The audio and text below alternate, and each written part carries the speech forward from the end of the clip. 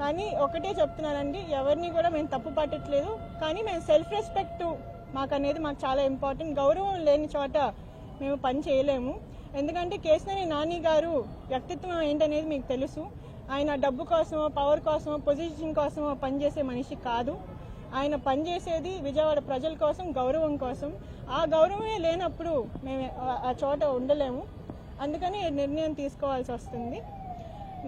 నాకు ఈ అవకాశం ఇచ్చినందుకు చంద్రబాబు నాయుడు గారికి, నారా లోకేష్ గారికి హృదయపూర్వక ధన్యవాదాలండి. నేను ఎప్పుడూ కూడా ఇలాగా కౌన్సిల్లోకి అడుగుపెట్టి ప్రజల తరపున ఒక ప్రజాప్రతినిధిగా నేను మాట్లాడగలుగుతానని నేను అనుకోలేదు. నేను ఎప్పుడు కూడా సోషల్ సెక్టర్ బ్యాక్గ్రౌండ్ నుంచి పనిచేస్తూ ఉన్నాను. కానీ ఈ అవకాశం ఇచ్చి నన్ను విజయవాడ ప్రజలకి నా కొంచెం సేవ ఏదో ఒకటి నన్ను చేసుకొని ఇచ్చారు కాబట్టి నేను ధన్యవాదాలు నా తరపు నుంచి. అలాగే నా విజయవాడ ప్రజలకి, 11వ డివిజన్ ప్రజలకి